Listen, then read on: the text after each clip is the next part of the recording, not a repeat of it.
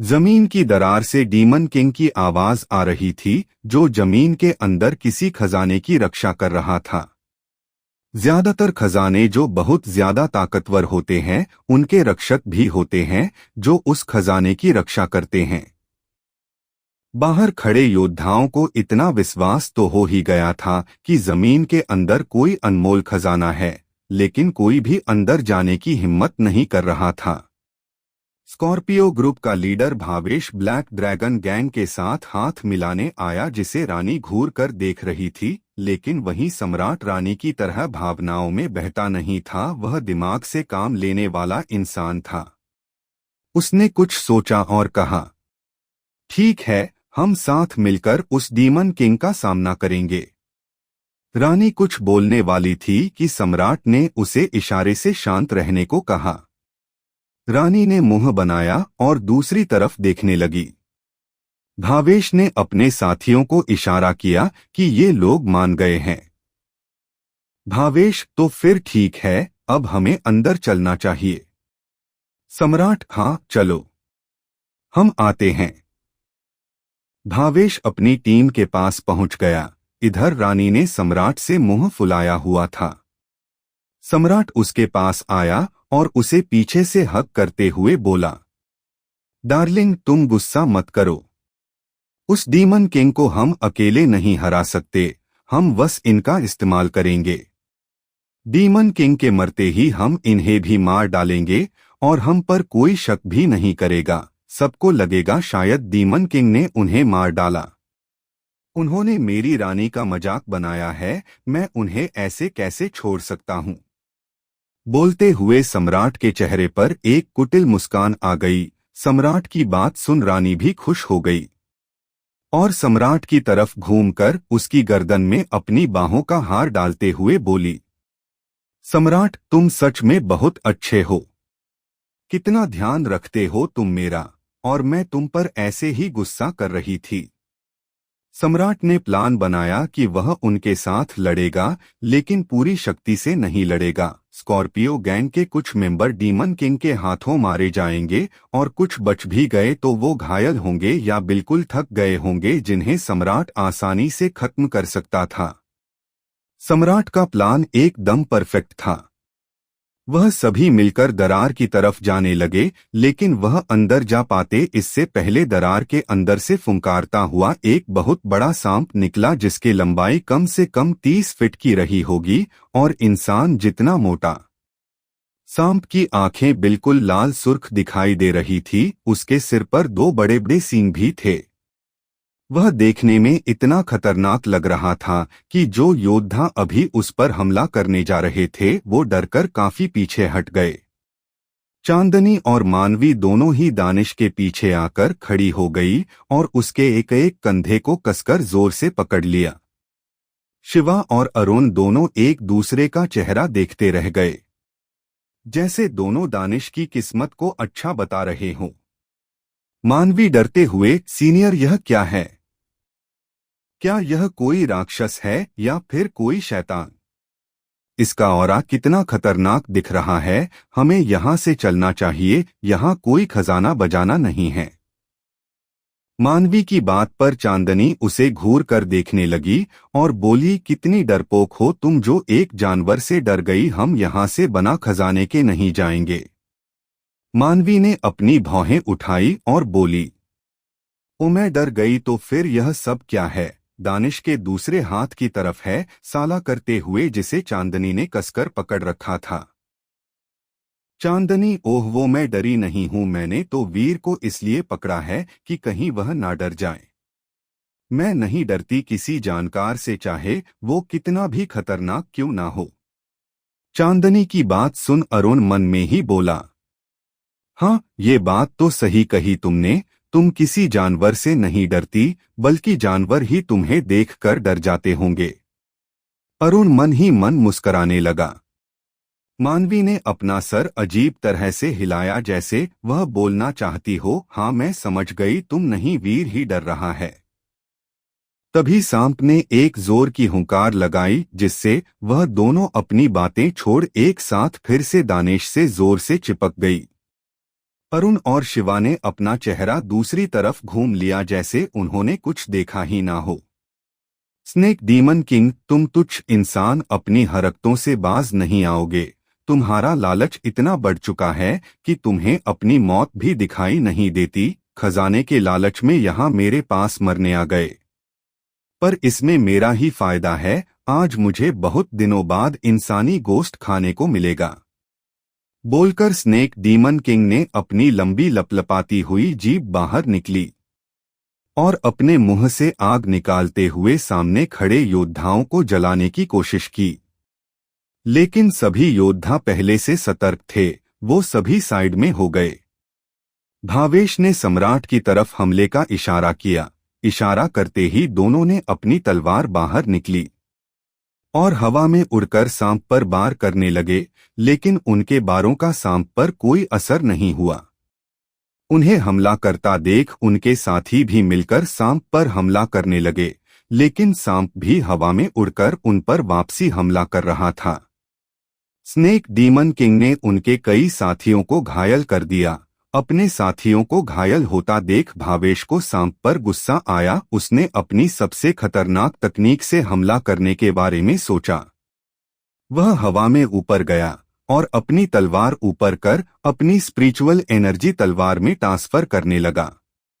उसकी तलवार चमकने लगी। उसकी तलवार से एक रोशनी ऊपर आसमान में गई, जिससे एक पोर्टल खुला। उस पोर्टल से एक ड्रैगन बाहर आया जो सुनहरे रंग का था। उसे देख वहां खड़े योद्धा आपस में बातें करने लगे। ये तो गोल्डन ड्रैगन है, आखिरकार इन्होंने अपना दांव चल ही दिया। अब होगी असली टक्कर गोल्डन ड्रैगन और डीमन किंग की। क्या गोल्डन ड्रैगन डीमन किंग को हरा पाएगा? देखते हैं क्या होता है। बाकी लड़ रहे योद्धा साइड में हट गए। ऊपर से आए ड्रैगन ने स्नेक डीमन किंग पर हमला कर दिया। दोनों में घमासान युद्ध छिड़ गया। भावेश की स्पिरिचुअल एनर्जी कम पड़ने लगी, लेकिन अभी तक डीमन किंग हारा नहीं था। भावेश की एनर्जी कम होता देख उसके साथी भावेश के पास आए और उसकी पीठ पर हाथ रख अपनी स्पिरिचुअल एनर्जी भावेश को देने लगे। एक बार फिर से भावेश की ताकत बढ़ गई। गोल्डन ड्रैगन ने इस बार स्नेक डीमन किंग को घायल कर दिया। उसे घायल होता देख योद्धाओं के चेहरे पर हल्की खुशी नजर आने लगी, लेकिन शायद उनकी खुशी कुछ ही पलों की थी, क्योंकि जो घाव डीमन किंग को आए वो पल भर में भर भी गए। मानवी, मैं बोल रही हूँ, हमें यहाँ से चलना चाहिए। अगर और रुके तो ये शैतान हमें भी खा जाएगा। देखा नहीं तुमने, गोल्डन ड्रैगन भी उसका मुकाबला नहीं कर पा रहा है और उसके घाव तो पल भर में ही भर गए। इससे जीतना मुश्किल ही नहीं नामुमकिन है। चांदनी को अब लग रहा था कि मानवी सही बोल रही है, लेकिन वीर यानी दानेश ने कोई जवाब नहीं दिया। वह तो युद्ध को बड़े ध्यान से देख रहा था और सोच रहा था कि वो इसी तकनीक कब सीखेगा, कब उसका लेवल इतना हाई होगा कि दानव लोमड़ी उसे अपने तकनीक सिखाएगी। दानेश के कोई जवाब नहीं देने पर मानवी उससे दोबारा बोली, सीनियर, आप सुन भी रहे हो मैं क्या कह रही हूं?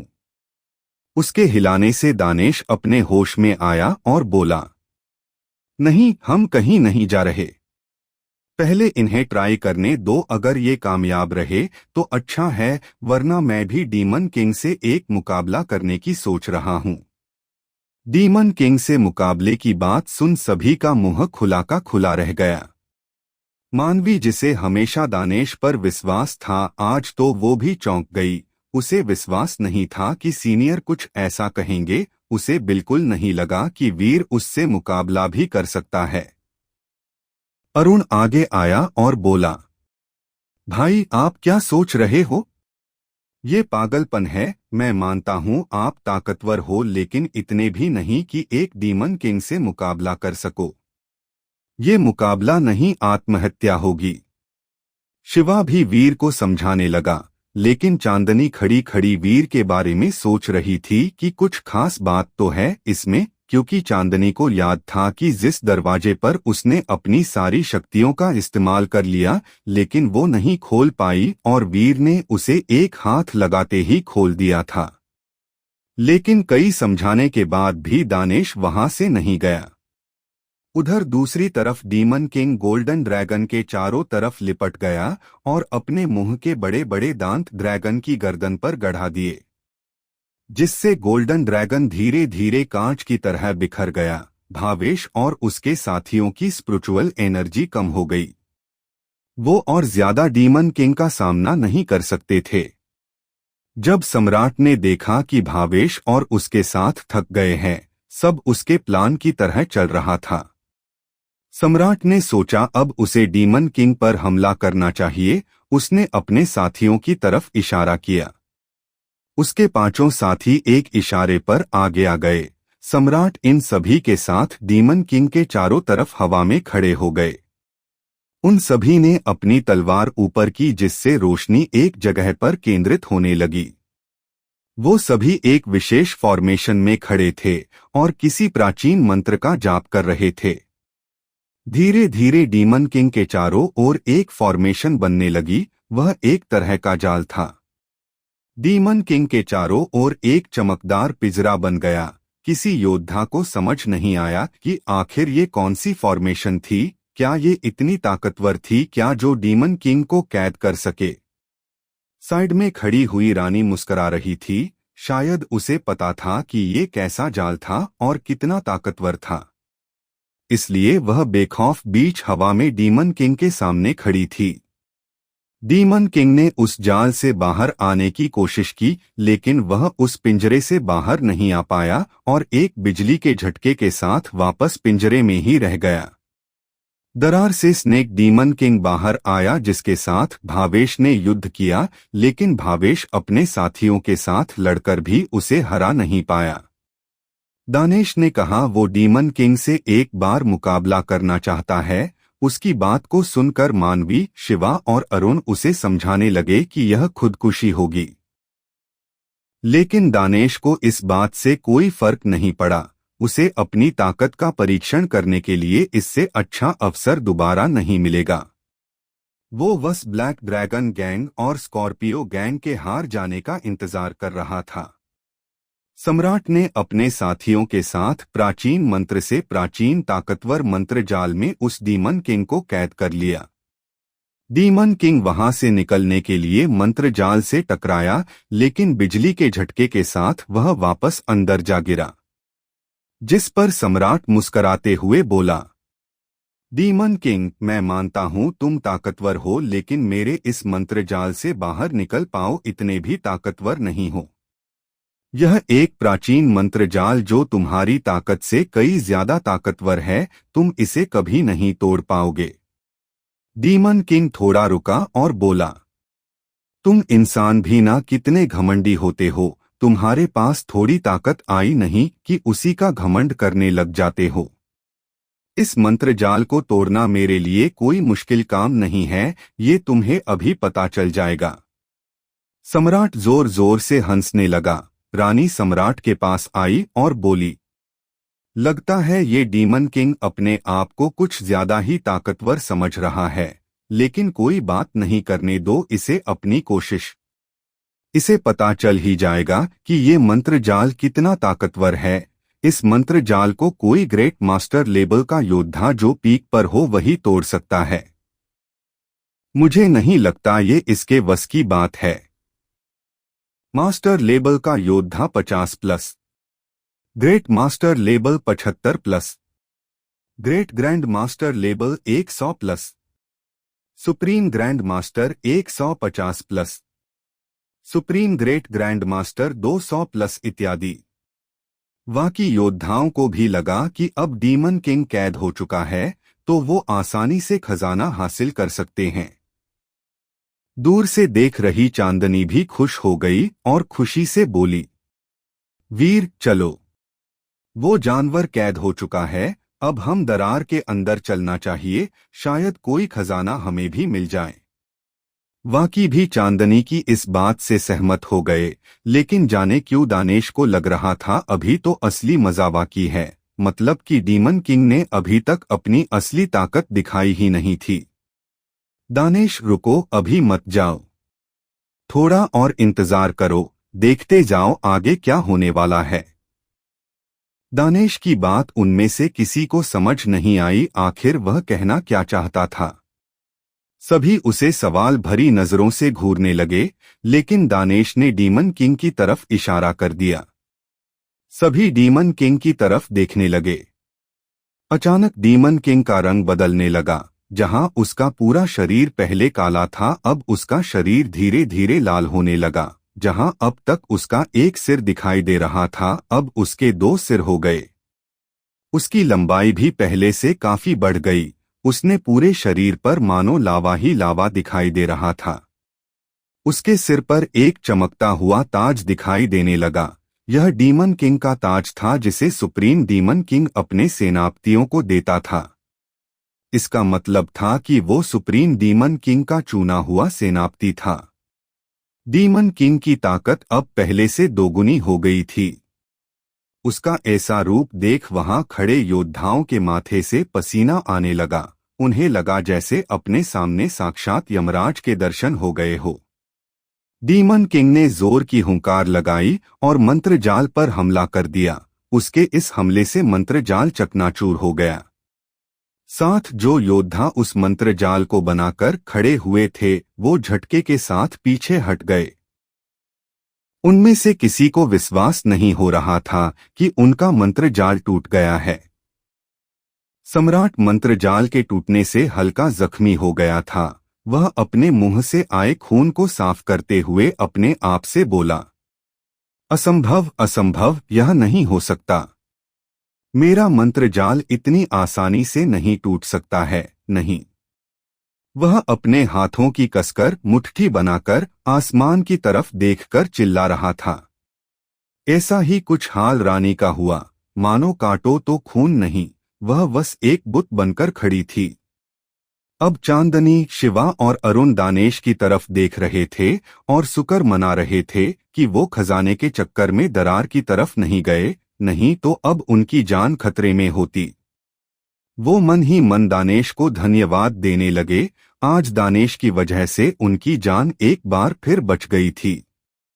सम्राट को डीमन किंग पर बहुत गुस्सा आ रहा था। उसने अपने तलवार निकाली और हवा में और ऊपर उड़ गया। उसने अपने हाथ का अंगूठा कटा और उससे निकला खून अपनी तलवार पर लगा दिया। खून लगते ही उसकी तलवार कांपने लगी। सम्राट ने अपनी तलवार आसमान की तरफ की। आसमान में एक पोर्टल खुलता हुआ दिखाई दिया। रानी, अब ये किस मंत्र का इस्तेमाल कर रहा है? मैंने आज तक इसे इस मंत्र का इस्तेमाल करते नहीं देखा। भावेश अपने आप से बोला, क्या ये स्वॉर्ड किंग को बुला रहा है? लेकिन ये इतना ताकतवर कैसे हो सकता है कि स्वॉर्ड किंग को बुला सके? मानवी, अब ये किस स्पेल का इस्तेमाल कर रहा है? सच में ब्लैक ड्रैगन गैंग में काफी रहस्य छुपे हुए हैं। इनसे इसीलिए कोई पंगा नहीं लेना चाहता। जब मास्टर लेवल का योद्धा इतना खतरनाक है, तो इससे ऊंचे लेवल के योद्धा कितने शक्तिशाली होंगे, मैं ये सोच भी नहीं सकती। दानेश को सम्राट की ताकत का पता चल गया था। उसके मंत्र बहुत ही ज्यादा घातक और खतरनाक थे। लेकिन अब देखना यह है कि सम्राट का ये मंत्र डीमन किंग का खात्मा कर पाता है या नहीं। सभी लोग वहां से काफी दूर चले गए। वो दूर से ही वहां की फाइट देखने लगे। लेकिन रानी और उसके साथी वहीं खड़े हुए थे। पता नहीं कब सम्राट को उनकी मदद की जरूरत पड़ जाए। मंत्रजाल को तोड़कर बाहर आए डीमन किंग ने देखा कि सम्राट किसी और मंत्र का जाप करने में लगा है, तो उसने सम्राट पर सीधे हमला करने के बारे में सोचा। वह सम्राट को कोई और मौका नहीं देना चाहता था। डीमन किंग सम्राट पर हमला करने के उद्देश्य से आगे बढ़ा। युद्ध देख रहे सभी लोगों की सांसें थम गई। कोई भी अपनी पलक तक नहीं झपकाना चाहता था। सभी को युद्ध के परिणाम के बारे में जानने की बड़ी उत्सुकता थी। रानी को जब पता चला कि डीमन किंग सम्राट पर हमला करने वाला है, तो उसने अपने साथियों को सम्राट का मंत्र पूरा होने तक डीमन किंग को उलझाए रखने के लिए कहा। उसके साथी डीमन किंग के साथ युद्ध करने लगे, लेकिन वो एक के बाद एक घायल हुए जा रहे थे। अब डीमन किंग पहले से ज्यादा ताकतवर था, तो उसे रोकना उनके बस की बात नहीं थी। वो घायल तो हो गए, लेकिन सम्राट के लिए पर्याप्त समय निकालने में कामयाब रहे। सम्राट का मंत्र पूरा हो गया था। आसमान से पोर्टल से होकर एक तलवार की नोक दिखाई दी। तलवार का आगे का सिर इतना बड़ा था कि उस सिरे के बराबर पूरा डीमन किंग था। तलवार धीरे धीरे नीचे आती गई। वो डीमन किंग की तरफ बढ़ रही थी। अभी तक तलवार का दूसरा सिरा दिखाई नहीं दिया था और तलवार 50 से 60 फीट लंबी पोर्टल से बाहर आ गई थी। भावेश, मैंने सुना है कि स्वॉर्ड किंग की लंबाई 1000 फीट है। आज इसे अपनी आंखों से देखकर लग रहा है कि ये बात सही है। सम्राट मुझसे कई ज्यादा ताकतवर है। घायल होने के बावजूद वह स्वॉर्ड किंग को बुलाने में कामयाब रहा। अब शायद इससे डीमन किंग का खात्मा हो जाए। दूर से युद्ध देख रहे लोगों की आंखें स्वॉर्ड किंग से निकलते प्रकाश से चौंधिया रही थी। स्वॉर्ड किंग का प्रकाश इतना ज्यादा था कि रात का अंधेरा दिन का उजाला लग रहा था। डीमन किंग ने अपने दोनों मुंह ऊपर किए और उनसे आग की लपटें निकालने लगा। आग की लपट इतनी भयंकर थी कि पल भर में किसी भी तालाब को सुखा दें। युद्ध का ऐसा नजारा कभी कभी देखने को मिलता है। आग की लपटें सीधी स्वॉर्ड किंग से टकराने लगी, लेकिन स्वॉर्ड किंग आग की लपटों को चीरती हुई आगे बढ़े जा रही थी। अब सभी को लग रहा था कि डीमन किंग का खात्मा हो ही जाएगा। डीमन किंग लगातार आग की लपटें निकालता रहा, लेकिन स्वॉर्ड किंग पर इसका कोई असर नहीं हुआ। वह सीधे आकर डीमन किंग पर गिरी। तलवार के गिरने से वहां की जमीन कांपने लगी। यहां तक कि हवा में खड़े योद्धाओं को भी झटका महसूस हुआ। सच में ब्लैक ड्रैगन गैंग के लीडर एक असली योद्धा है। उन्होंने इतनी कम उम्र में स्वॉर्ड किंग तकनीक को सीख लिया। हाँ, और देखो, जिस डीमन किंग को स्कॉर्पियो ग्रुप साथ मिलकर नहीं हरा पाई, यहां तक कि खरोच भी नहीं दे पाई, उसे अकेले सम्राट ने धराशाही कर दिया। पूरे मैदान में सम्राट की जीत की चर्चा होने लगी। रानी के चेहरे पर जीत की खुशी दिखाई दे रही थी। सम्राट अब और ज्यादा स्वॉर्ड किंग को संभाल नहीं सकता था, तो उसने अपना मंत्र वापस लिया। मंत्र के वापस लेते ही स्वॉर्ड किंग वहां से गायब हो गई, साथ ही पोर्टल भी बंद हो गया। रानी जल्दी से सम्राट के पास गई और उसे सहारा देकर नीचे जमीन पर ले आई और सम्राट को ऊंचे दर्जे की जादुई गोली खिला दी, जिससे उसकी ताकत जल्दी ही वापस आ जाए। स्वॉर्ड किंग की वजह से उड़े धूल और लावे के गुब्बार धीरे धीरे शांत होने लगे। जब आसपास से धूल मिट्टी हटी तो सामने डीमन किंग पड़ा हुआ था, जिसके शरीर के 2 टुकड़े हो गए थे। उसे मरा हुआ देख लगभग सभी के चेहरे पर एक मुस्कान आ गई, जैसे उन्होंने ही उसे मारा हो। चांदनी, अब लगता है इसका अंत हो ही गया। अब मैं चली अपना खजाना लूटने। उससे और सब्र नहीं हो रहा था। वह जल्दी से दरार की तरफ बढ़ने लगी। बाकी योद्धा जो काफी समय से इस वक्त का इंतजार कर रहे थे, वो भी दरार की तरफ भागने लगे। लेकिन अचानक सभी के पैर जहां की तहां रुक गए। उनके चेहरे पर फिर से घबराहट, डर दिखाई देने लगा। उनका पूरा शरीर जोरों से कांपने लगा। चांदनी, जिसे खजाना लूटने की बहुत जल्दी थी, उसका भी यही हाल था।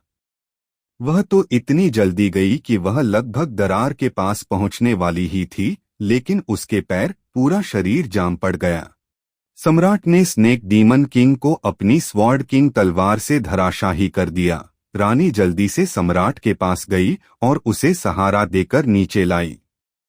सम्राट काफी थक गया था। उसके लेवल के हिसाब से तो स्वॉर्ड किंग तलवार को बुलाना ही बड़ी बात थी, लेकिन उसने ये भी किया। इस वजह से उसकी बहुत ज्यादा स्पिरिचुअल एनर्जी खत्म हो गई थी। रानी ने उसे जादुई गोली दी, जिससे वो जल्दी खुद को रिकवर कर सके।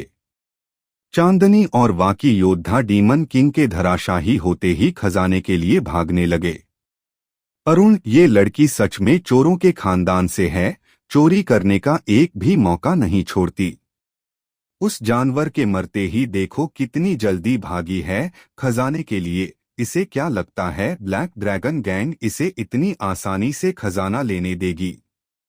अरुण ने इतना बोला ही था कि चांदनी के पैर वहीं रुक गए। वो खड़े खड़े डर की वजह से कांपने लगी। बाकी योद्धा भी वहां का नजारा देख अपना एक कदम नहीं बढ़ा पाए। कुछ तो वापस भागने लगे। अरुण चांदनी को रुका देख दोबारा बोला, अब क्या हुआ इसे? कहीं इसने मेरी आवाज तो नहीं सुन ली? लेकिन मैंने इतना जोर से भी नहीं कहा। तभी मानवी ने डरते हुए अपने कांपते हुए हाथों से इशारा किया। अरुण ने इशारे की तरफ देखा तो उसे अपनी आंखों पर विश्वास नहीं हो रहा था। डीमन किंग जो अभी मर गया था, उसका शरीर फिर से जुड़ने लगा। योद्धा वहां से चिल्लाते हुए भागने लगे। भागो भागो, डीमन किंग जिंदा है, भागो। यह सुन सम्राट और रानी की जान तो जैसे हलक में आ गई। रानी, ऐसा कैसे हो सकता है? अभी तो मर गया था, अब जिंदा कैसे? ये कैसे संभव है? लेकिन जो वो अपनी आंखों के सामने देख रही थी उसे झुठला भी नहीं सकती थी। उसकी आंखों के सामने डीमन किंग का शरीर फिर से धीरे धीरे जुड़ने लगा। काफी योद्धा वहां से वापस भाग गए थे, लेकिन जिनको जोर का झटका लगा वो सदमे में वहीं खड़े रह गए। उनके हाथ पैर ने काम करना बंद कर दिया। स्कॉर्पियो गैंग के लोग वहां से काफी दूर चले गए। रानी जो अभी भी सम्राट के पास खड़ी हुई बड़बड़ा रही थी, उसके पास उसके साथी आए और एक बोला, मालिक, अब हमें यहां से जाना होगा, नहीं तो आपकी जान खतरे में पड़ सकती है। अब हम इसका सामना नहीं कर पाएंगे। आप भी गंभीर रूप से घायल हो गए हो, आपका उपचार करना जरूरी है। कुछ ही पलों में डीमन किंग फिर से पहले जैसा हो गया। उसने जोर से फुंकार लगाई। गैंग के लोग सम्राट और रानी को वहां से दूर ले जाने के लिए उड़ गए। लावे जैसे सुर्ख लाल दो मुंह वाले डीमन किंग ने वहां सदमे में खड़े हुए योद्धाओं की तरफ अपनी लंबी और भारी पूंछ गुस्से में जोर से हिलाई। उसकी पूंछ से टकराकर खड़े हुए योद्धा एक एक कर दूर हवा में उड़कर गिरने लगे। उसकी पूंछ चांदनी की तरफ बढ़ने लगी। मानवी ने डर की वजह से चांदनी की तरफ बढ़ती हुई पूंछ को देख अपनी आंखें बंद कर ली। अरुण चांदनी की तरफ हाथ बढ़ाता रह गया। उसके मुंह से बस एक शब्द निकला, नहीं। उसे भी चांदनी के लिए बुरा लग रहा था। लेकिन डीमन किंग की पूंछ चांदनी से बस 1 सेंटीमीटर की दूरी पर आकर रुक गई। अरुण ने अपने आसपास देखा, फिर चांदनी की ओर। वह अचंभे से बोला, वीर भाई। वीर का नाम सुन मानवी ने अपनी आंखें खोली और वीर को देखने लगी, लेकिन उसके पास से वीर गायब हो गया था। चांदनी की भी आंखें डर से बंद हो गई, लेकिन जब उसे कोई चोट नहीं लगी तो उसने अपनी आंखें खोली। उसके सामने एक इंसान खड़ा था जिसने अपने एक साथ से स्नेक डीमन किंग की पूंछ को रोक लिया।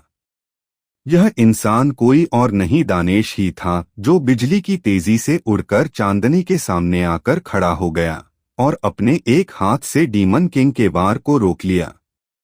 उस नजारे को देख रहे किसी भी योद्धा को विश्वास नहीं हो रहा था कि यहाँ कोई ऐसा भी था जो अपने एक हाथ से डीमन किंग के वार को रोक सके।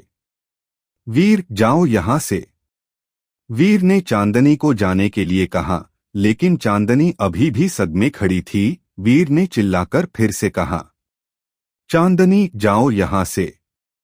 चांदनी अपने होश में आई और घबराते हुए अपनी गर्दन हाँ में हिलाकर वहां से वापस अरुण और मानवी की ओर चली गई। वहां से भाग रहे ब्लैक ड्रैगन गैंग और स्कॉर्पियो गैंग अचानक रुक गए। उन्हें उस इंसान के बारे में जानने की दिलचस्पी थी जिसने एक हाथ से डीमन किंग के बार को रोक लिया। दानेश ने डीमन किंग की पूंछ को अपने दूसरे हाथ का मुक्का बनाकर मारा, जिससे डेमोन किंग काफी पीछे हो गया।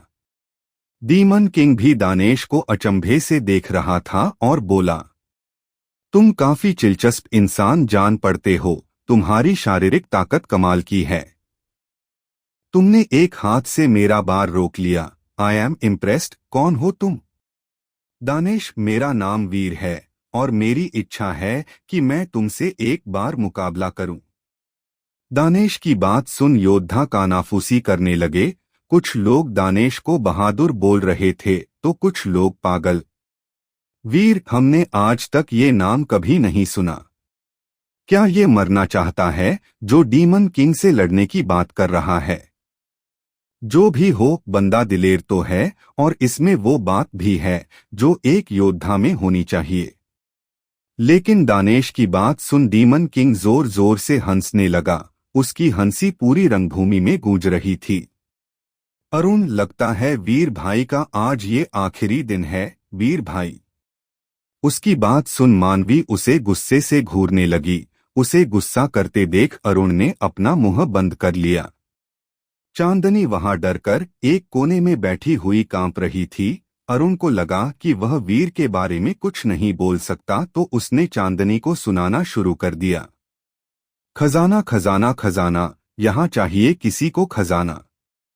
मेरे पास बहुत खजाना है, अगर किसी को चाहिए तो बोल सकता है। खजाना खजाना खजाना, फ्री का, बिल्कुल मुफ्त खजाना।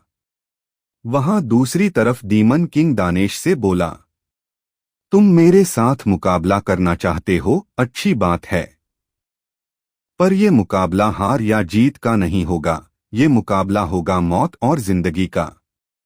अगर तुम जीते तो खजाना लेकर जा सकते हो, अगर हार गए तो तुम्हें मेरा खाना बनना होगा। वीर ने उसे कोई जवाब नहीं दिया। उसे पहले से पता था कि उसके हारने का क्या अंजाम होगा, वो फिर भी उससे लड़ना चाहता था। उसने अपने हाथों की मुट्ठी बनाई और डीमन किंग की ओर दिखाते हुए बोला, तो शुरू करें। डीमन किंग, चलो ठीक है, अगर तुम मरना चाहते हो तो यही सही।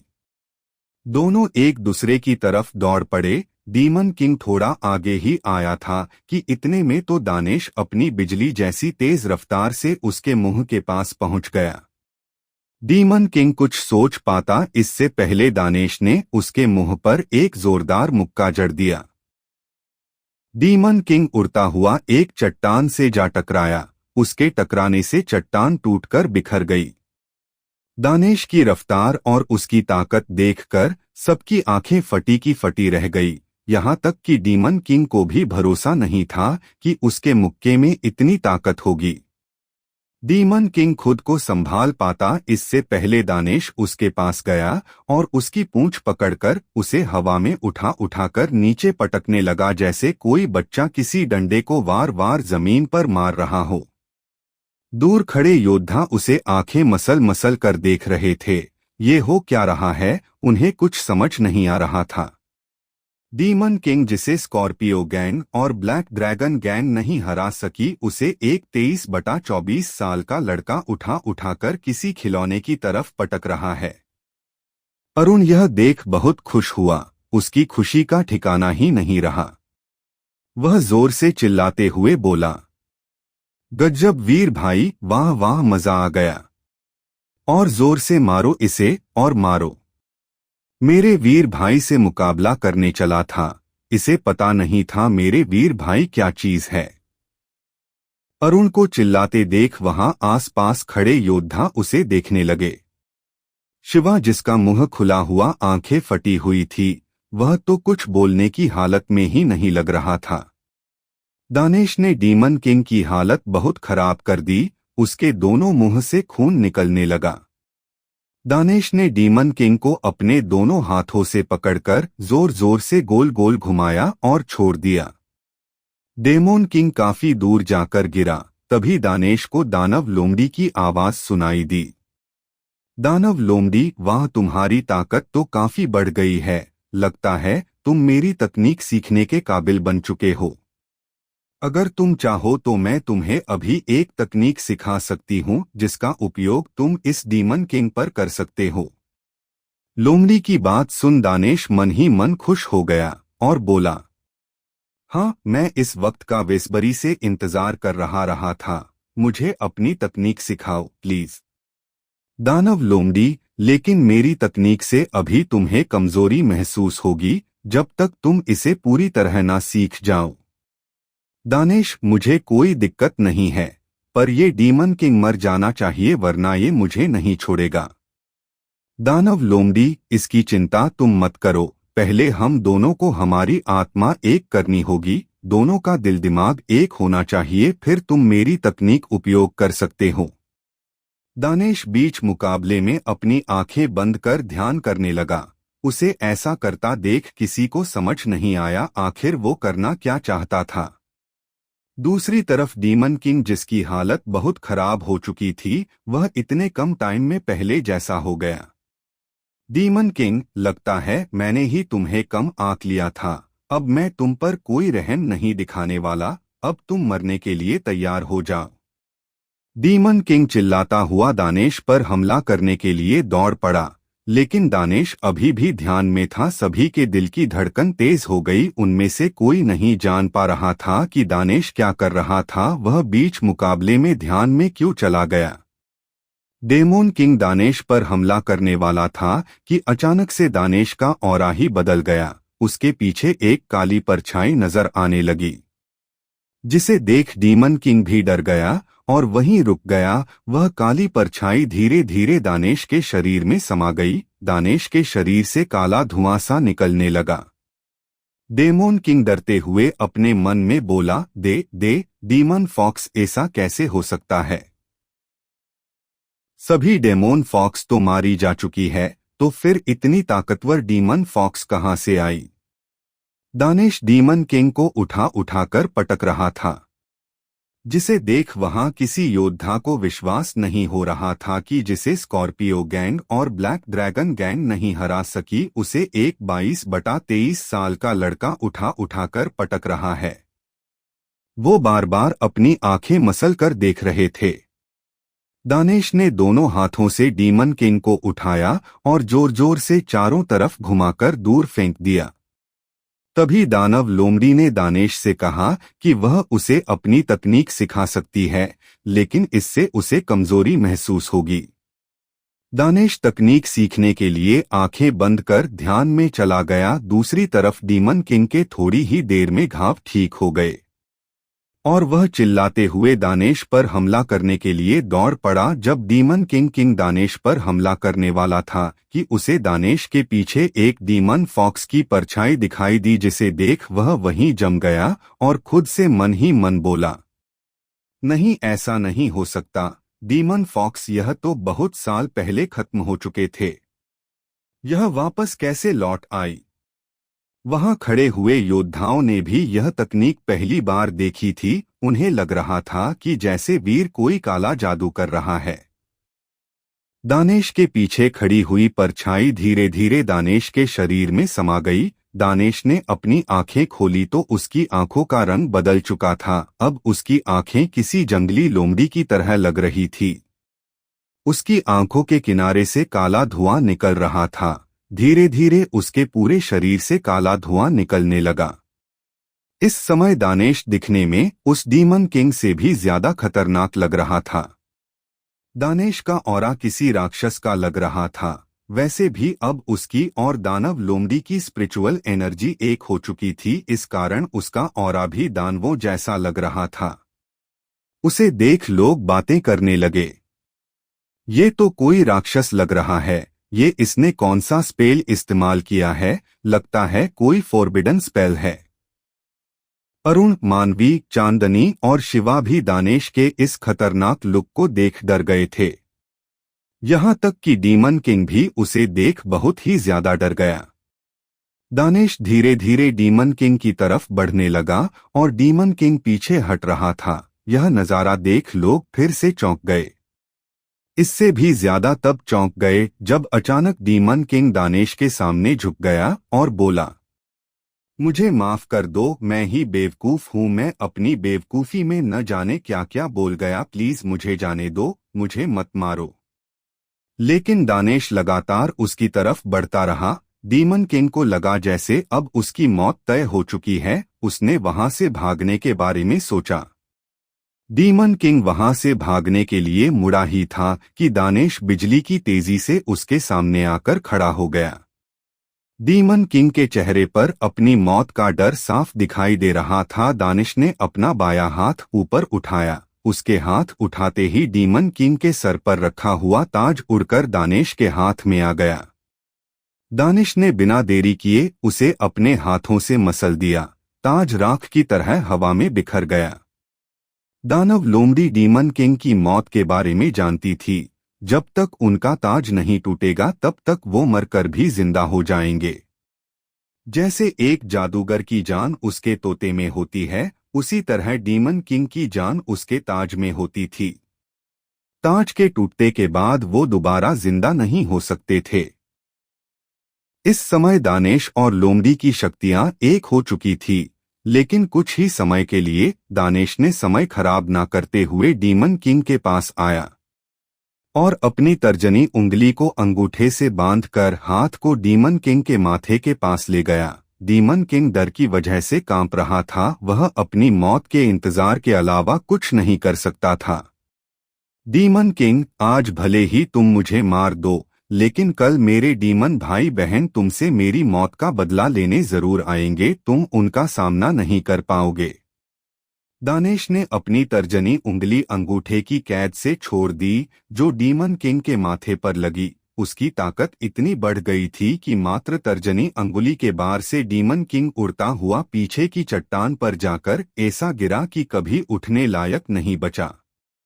मात्र तर्जनी अंगुली के बार से डीमन किंग मर गया, लेकिन शक्ति के साथ उसे जैसे एक अभिशाप मिला हो। डीमन किंग के मरते ही दानिश नॉर्मल हो गया। सारा काला धुआं गायब हो गया, लेकिन उसके शरीर में भयंकर दर्द होने लगा। उसे बहुत ही ज्यादा थकावट महसूस हो रही थी। उसने वहां खड़े योद्धाओं की तरफ देखा। उसके देखते ही सभी ने अपने कदम पीछे ले लिए, लेकिन अरुण वहां आ गया और बोला, वाह वीर भाई, कमाल कर दिया। क्या मारा आपने उस जानवर को? मजा ही आ गया देखकर। अब यहाँ आपसे पंगा लेने वाला कोई नहीं है। अब सारा खजाना हमारा होगा। वैसे भी जो इंसान अपनी एक उंगली से डीमन किंग को मार सकता है, उससे कौन हो पंगा लेना चाहिए। लेकिन किसी को दानिश की हालत का अंदाजा नहीं था कि वह फिलहाल कुछ नहीं कर सकता था, इसलिए दानिश वहां और समय खराब नहीं कर सकता था। उसे खजाना लेकर वहां से जल्दी ही निकलना होगा। जमीन की दरार से घूमता हुआ एक कमल का फूल बाहर आया, जिसके बीच में एक काली आग जल रही थी। उसे देख सभी मुंह से एक साथ निकला, black heavenly fire. Heavenly fire को देख सभी के मन में लालच जागने लगा। दानिश जल्दी से कमल के पास गया और उसे उठा लिया। दानिश, चलो यहां से, बोलकर दूसरे हाथ से अरुण को पकड़कर वहां से उड़ गया। उसके पीछे पीछे चांदनी, शिवा और मानवी भी उड़ गए। बाकी योद्धा उन्हें जाते हुए देख रहे थे, लेकिन किसी की हिम्मत नहीं हुई कि कोई उस पर खजाने के लिए हमला कर सके। उन्हें अपनी और वीर की ताकत में अंतर पता चल गया था। सभी योद्धा एक एक कर वहां से जाने लगे। आखिर में वहां ब्लैक ड्रैगन गैंग और स्कॉर्पियो ग्रुप बचा था, जो यहां सिर्फ ब्लैक हेवनली फायर के लिए आया था, जिसे कोई उनकी आंखों के सामने उठाकर ले गया। सम्राट कौन था वो जो हेवनली फायर को ले गया? हम ऐसे ही उसे हेवनली फायर नहीं लेकर जाने दे सकते। पिताजी का सख्त आदेश था, हमें हेवनली फायर किसी भी हाल में चाहिए। वो हमारे परिवार के लिए बहुत जरूरी है। रानी, और तुम्हारी हालत, क्या वो जरूरी नहीं है? तुमने उसकी ताकत देखी थी ना, वो कोई शैतान लग रहा था। क्या तुम अपनी इस हालत में उसका मुकाबला कर सकते हो? रानी की बात सही थी। सम्राट अभी जख्मी था। वो वीर का सामना करने के लिए बहुत कमजोर था, लेकिन उन्हें क्या पता था कि वीर की हालत उससे भी ज्यादा खराब थी। सम्राट ने अपने एक मेंबर से कहा, जाओ और उसका छुपकर पीछा करो। मेरी हालत में सुधार होने के बाद हम उस पर हमला करेंगे। सम्राट का आदेश मिलते ही वो दानिश के पीछे उसी दिशा में उड़ गया। भावेश ने भी कुछ ऐसा ही किया। उसने भी अपना एक मेंबर दानिश के पीछे लगा दिया था। दूसरी तरफ दानिश, चांदनी, शिवा, मानवी एक साथ उड़ रहे थे। मानवी तो अपने ही ख्यालों में खोई हुई थी। उसकी नजर दानेश से हटने का नाम नहीं ले रही थी। उसके लिए दानेश ही सबसे बड़ा खजाना था। लेकिन चांदनी, जो अपनी आदत से मजबूर चोरनी जो थी, उसी नजर अभी भी दानेश के हाथ में लगी ब्लैक हेवनली फायर पर टिकी हुई थी। अरुण, दानेश भाई, आपने मुझे फिर से चौंका दिया। आप इतने ताकतवर होंगे मुझे लगा नहीं था। आपके सामने तो ब्लैक ड्रैगन गैंग कुछ भी नहीं है। आप कभी भी उस सम्राट और रानी को मजा चखा सकते हो। अचानक दानेश हवा में रुक गया। उसके रुकते ही बाकी भी वहीं रुक गए। दानेश, अब तुम जा सकते हो। अगर तुम लोग मेरे साथ रहे तो तुम पर भी हमला हो सकता है। वो लोग हेवनली फायर को पाने के लिए मुझ पर हमला जरूर करेंगे। मैं नहीं चाहता तुम लोग मेरी वजह से किसी मुसीबत में पड़ो। दानेश ने चांदनी, शिवा और मानवी से ये बात बोली। लेकिन चांदनी बोली, मुझे कहीं नहीं जाना, मैं तुम्हारे साथ रहूंगी। उसके दिमाग में तो वह हेवनली फायर घूम रही थी। वह दानेश से उस हेवनली फायर चुराना चाहती थी।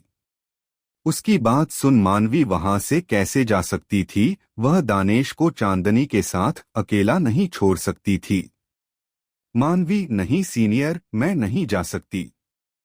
मुझे आपकी एक मदद चाहिए। शिवा मानवी की तरफ अजीब नजरों से घूरने लगा। दानेश, मदद? कैसी मदद? मानवी, मेरे गुरुजी ने हमें यह एक उद्देश्य से भेजा था, लेकिन अभी हम उसे पूरा नहीं कर पाए। हमें उसके लिए आपकी मदद चाहिए। इतने दिन हो गए हम उसे ढूंढ नहीं पाए जिसके लिए हम यहाँ आए थे। अब केवल 10 दिन बचे हैं। मैं चाहती हूँ कि आप उसमें हमारी मदद करें। दानेश, कैसा उद्देश्य? मानवी ने चांदनी की तरफ देखा और बोली, वो मैं आपको सभी के सामने नहीं बता सकती। मानवी को चांदनी पर बिल्कुल भरोसा नहीं था। कोई भी वहां से नहीं जाना चाहता था। तो दानेश ने आगे कहा, ठीक है, पर पहले हमें एक सुरक्षित जगह देखनी होगी। मुझे अभी आराम करना है। बोलकर दानेश आगे उड़ गया। थोड़ी देर बाद वो सभी एक झील के किनारे पहुंच गए। वहां की स्पिरिचुअल एनर्जी बाकी जगह से काफी अलग थी। दानेश झील के किनारे उतर गया और बोला, लगता है यहाँ अभी तक कोई नहीं आया है। थोड़ी देर तुम लोग यहाँ आराम करो और सतर्क रहना, मैं अभी आता हूँ।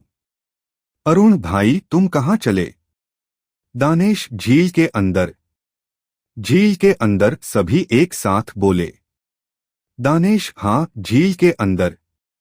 तुम लोग यही रुको, मैं थोड़ी देर में आया। बोलकर दानेश झील के पानी में कूद गया। चांदनी, जिसे खजाना ही खजाना दिख रहा था, वह सोचने लगी, क्या झील में भी कोई खजाना है जिसे लेने वीर अकेला जा रहा है? आखिर झील के अंदर ऐसा क्या है जहां वो हमें नहीं लेकर जाना चाहता? सोचकर चांदनी का दिमाग खराब होने लगा। दूसरी तरफ दानेश झील की गहराई में चला जा रहा था। अंदर का पानी ठंडा और ठंडा होने लगा। इतने ठंडे पानी में भी हेवनली फायर पहले को तरफ जल रही थी। पानी का उस पर कोई फर्क नहीं पड़ रहा था। दानेश झील की गहराई में पहुंच गया। वहां ऊपर चांदनी, जो कि झील में दानेश के पीछे जाना चाहती थी, वह अंदर जाने के लिए आगे बढ़ी, लेकिन उसके सामने अरुण आकर खड़ा हो गया और उसे घूर कर देखने लगा। चांदनी गुस्से में, क्या है?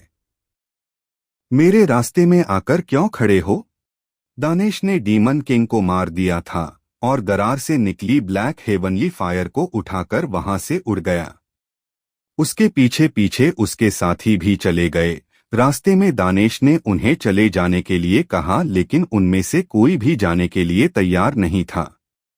मानवी ने उसे बताया कि वह एक उद्देश्य के लिए यहाँ आई थी, जिसमें उसे वीर की मदद चाहिए। वीर पहले आराम करने के लिए बोला। ब्लैक ड्रैगन गैंग और स्कॉर्पियो गैंग ने अपने अपने एक आदमी को दानेश के पीछे लगा दिया कि जब उनकी ताकत वापस आ जाएगी तो वो दानेश पर हमला कर उससे ब्लैक हेवनली फायर छीन लेंगे। वो सभी एक झील के किनारे पहुंच गए। दानेश उस झील के अंदर तल में पहुंच गया। दूसरी तरफ ऊपर चांदनी झील की तरफ बढ़ने लगी तो उसके रास्ते में अरुण खड़ा हो गया। चांदनी, अब तुम्हें क्या प्रॉब्लम है? तुम मेरे रास्ते में क्यों आ रहे हो? हट जाओ मेरे रास्ते से। जिस पर अरुण उसे घूरते हुए बोला, तुमने सुना नहीं वीर भाई ने क्या कहा? उन्होंने कहा हम सभी को यहाँ आराम करना है और सतर्क भी रहना है। हम पर कभी भी कोई भी ब्लैक हेवनली फायर के लिए हमला कर सकता है। चांदनी वीर के पीछे जाकर देखना चाहती थी कि वीर आखिर क्या करने गया है। क्या झील के अंदर भी कोई खजाना है क्या? उसे हमेशा बस खजाना ही खजाना दिखता था। शिवा, जो काफी देर से मानवी को घूरकर देख रहा था, वह मानवी के पास आया और उसके हाथ को पकड़कर साइड में ले जाकर बोला, तुम पागल हो गई हो क्या? तुम वीर के साथ रहने के लिए उसे हमारा राज बता रही हो। हाँ, माना कि वो ताकतवर है, लेकिन हम ऐसे ही किसी पर विश्वास नहीं कर सकते। मुझे पता है तुम यह सब क्यों कर रहे हो। जिस पर मानवी बोली, क्या किसी पर भी? इसका क्या मतलब है? वह वीर है। वीर, उसने हमारी जान 2 बार बचाई है। अगर वह नहीं होता तो आज हम 2 बार मर चुके होते। मुझे पता है मैं क्या कर रही हूँ। वह हमें धोखा नहीं देगा। और हमने इतने दिन उसे ढूंढ लिया, लेकिन हमें कहीं नहीं मिली। अब उसकी मदद लेने में क्या बुराई है? शिवा, ठीक है, तुम्हें जो ठीक लगे वह करो, मैं कुछ नहीं बोलूंगा अब। और मुंह बनाकर वहां से निकल गया। मानवी भी उसके पीछे पीछे झील के किनारे आ गई, जहां अभी भी अरुण और चांदनी बहस कर रहे थे। मानवी, अब तुम दोनों बहस क्यों कर रहे हो? तुम दोनों थोड़ी देर शांत नहीं रह सकते क्या? मानवी की बात सुन दोनों ने एक दूसरे की तरफ मुंह बनाया और एक दूसरे की तरफ पीठ फेर कर खड़े हो गए। दूसरी तरफ झील के तल में जाने के बाद दानेश ने अपनी स्टोरेज रिंग से अपनी छोटी रंगभूमि बाहर निकाली और उसे बढ़ाकर उसके अंदर चला गया। यह जगह उसके लिए बिल्कुल सेफ थी। अभी वो इसके बारे में किसी को बताना नहीं चाहता था, इसलिए झील के अंदर आया। अंदर जाकर दानेश अपने आप से बोला, अब मैं बाहर के मुकाबले जल्दी ही अपनी ताकत वापस पा लूंगा। बाहर मुझे ठीक होने में ज्यादा समय लगता, लेकिन अब मैं थोड़ी ही देर में सही हो जाऊंगा। तभी दानव लोमड़ी बोली, इतनी जल्दी नहीं है ठीक होने की, उससे पहले तुम्हें एक काम करना होगा। दानेश, कैसा काम? अब क्या काम है? दानव लोमड़ी, वाह, इस हेवनली फायर को क्या इस जगह को सजाने के लिए लाए हो? इसे ऑब्जॉर्ब नहीं करना क्या? अगर तुम इसे ऑब्जॉर्ब कर लेते हो तो तुम्हारी ताकत पहले से भी कई गुना बढ़ जाएगी और साथ ही साथ तुम हेवनली फायर को कंट्रोल कर उसे अपना हथियार और कवच दोनों बना सकते हो। दानव लोमड़ी की बात दानेश को सुनने में बहुत अच्छी लगी। दानव लोमड़ी आगे बोली, यह सही मौका है इसे ऑब्जॉर्ब करने का। बस तुम्हें थोड़ा दर्द और सहन करना होगा, बाकी मैं संभाल लूंगी। दानेश, ठीक है, फिर दर्द तो मैं सहन कर लूंगा। तो फिर शुरू करते हैं। दानेश अपने हाथ में ब्लैक हेवनली फायर के कमल को लेकर नीचे बैठ गया और अपनी आंखें बंद कर उस ऑब्जॉर्ब करने लगा। धीरे धीरे हेवनली फायर उसके शरीर में समाने लगी। दानेश का दर्द बढ़ता जा रहा था। उसे लग रहा था जैसे वो किसी लावे की नदी में कूद गया हो। उसके शरीर में बहुत तेज आग सी लग रही थी। अचानक वह किसी और डायमेंशन में पहुंच गया। यह अंतरिक्ष जैसा लग रहा था। बीच में एक फाइट एरिना बना हुआ था, जिसके बीचों बीच वह खड़ा हुआ था। उसके चारों ओर ब्लैक हेवनली फायर घूम रही थी। तभी उसे एक आवाज सुनाई दी, अब जल्दी से हेवनली फायर को कंट्रोल करो, तुम्हारे पास ज्यादा समय नहीं है। यह आवाज दानव लोमड़ी की थी। उसकी आवाज सुन दानेश हेवनली फायर को पकड़ने की कोशिश करने लगा, लेकिन हेवनली फायर उससे भी तेज उड़ रही थी। उसे फिर से दानव लोमड़ी की आवाज आई, इसे ताकत से नहीं दिल से अपने वश में करो। दानेश अपनी आंखें बंद कर खड़ा हो गया और हेवनली फायर से कनेक्शन जोड़ने लगा। बाहर उसका शरीर हेवनली फायर की लपटों से घिरा हुआ था। उसका शरीर धीरे धीरे काला पड़ने लगा। अगर जल्दी ही उसने हेवनली फायर को कंट्रोल नहीं किया तो हेवनली फायर उसे ही जलाकर राख कर देगी। एक दूसरी दुनिया। एक दूसरी दुनिया जहां पर एक बड़ा सिंहासन लगा हुआ था। उसके सामने बड़े बड़े लाइन में खंबे बने हुए थे। ये जगह हवा में ऊपर उड़ रही थी, जैसे कोई जमीन का टुकड़ा हवा में तैर रहा हो। उस जगह के चारों ओर लावे का दरिया बना हुआ था, जिसमें कई सारे खतरनाक जानवर डीमन किंग तैर रहे थे, एक दूसरे से फाइट भी कर रहे थे। वहां का आसमान लाल सुर्ख खून जैसा था। उस बड़े सिंहासन के पीछे आधा चांद बना हुआ था। उस बड़े सिंहासन पर एक चमकता ताज पहने एक इंसान बैठा हुआ था। वो लग इंसान रहा था, लेकिन वो कोई इंसान नहीं, ग्रेट एम्पेरर डीमन किंग था। उसे अचानक एक जोर का बिजली का झटका लगा। ग्रेट एम्परर किंग को झटका लगते ही पास में खड़ा हुआ एक एम्परर किंग उसके पास आया और बोला, क्या हुआ महाराज, आप ठीक हो ना? ग्रेट एम्परर डीमन किंग कुछ सोचकर बोला, हाँ मैं ठीक हूं, लेकिन किसी ने स्नेक डीमन किंग को मार डाला। उसने मेरा दिया हुआ ताज भी तोड़ दिया, जिसकी वजह से मैं उसके कांटेक्ट में था। उसके टूटने की वजह से मुझे झटका लगा। एम्परर किंग, कौन है जिसने स्नेक किंग को मार डाला? क्या वो हमारा कोई दुश्मन है? कहीं वो परीलोक से तो नहीं है? ग्रेट एम्परर किंग, तुम्हें क्या लगता है, अगर उसने स्नेक किंग को मार डाला तो वह मुझे मार सकता है क्या? स्नेक किंग मेरे लिए चींटी बराबर था, शायद तुम भूल रहे हो, उन्हें किंग मैंने ही बनाया था। इंसानी लोक या पारी लोक मेरा कोई कुछ नहीं बिगाड़ सकता, मैं अमर हूं, अमर। एम्परर किंग झुकते हुए बोला, मुझे माफ करें महाराज, मैं कुछ ज्यादा ही सोच रहा हूं। आपकी ताकत के सामने पारी लोक या इंसानी लोक कुछ नहीं है। आप जब चाहे उनका अस्तित्व मिटा सकते हैं।